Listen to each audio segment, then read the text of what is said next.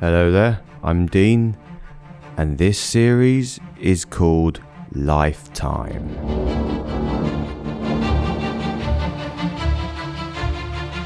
The Grand Immortal, Chapter 3.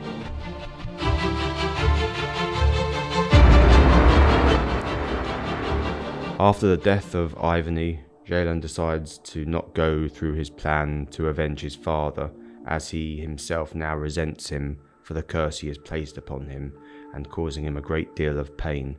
To make matters worse, he learns his father had disposed of all the information needed to reverse the secret spell ritual and the serum, and his father is the only one who knew how to undo it, but his father had burnt everything to prevent his work from being undone, thus making his execution all for nothing, so he eventually learns to live with and accept his immortality.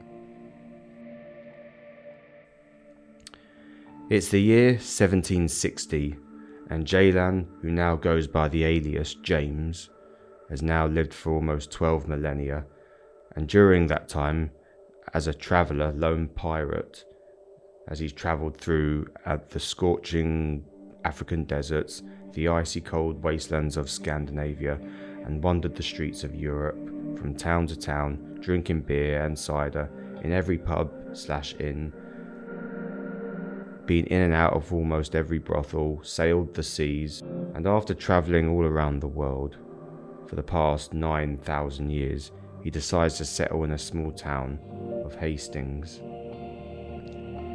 In 1799, he decides to move to the great town of London, where he resides until 1859, when he sets off for the New World, where the ship he's on eventually docks up to New York and begins to wander and travel around the continent that is North America. In 1890, he sails back to Europe towards Venice, Italy, where he resides until 1902. It's 1987, and James, formerly known as Jalen, who now goes by the alias Jaden, has now returned to the US, driving through New York. He then later goes on a plane to Hawaii, where he resides until 1999, when he boards a plane to Jamaica, where he remains until 2014. It's the present day, and the world has just recovered from COVID-19. But the world leaders have just gone back to bombing countries like before, like nothing happened, and chaos just getting higher by the year.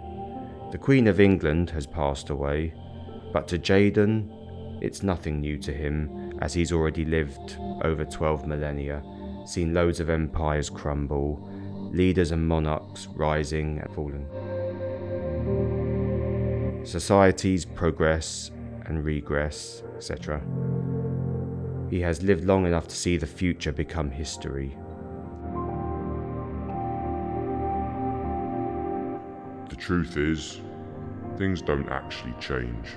They just evolve and circle back to where they once were. If you'd seen what I'd seen, or see the world as I see it, the more it would make sense. So whilst Luna orbits Terra, and the rest of the planets orbit Sol, you're just merely orbiting life. Whilst life, orbits me.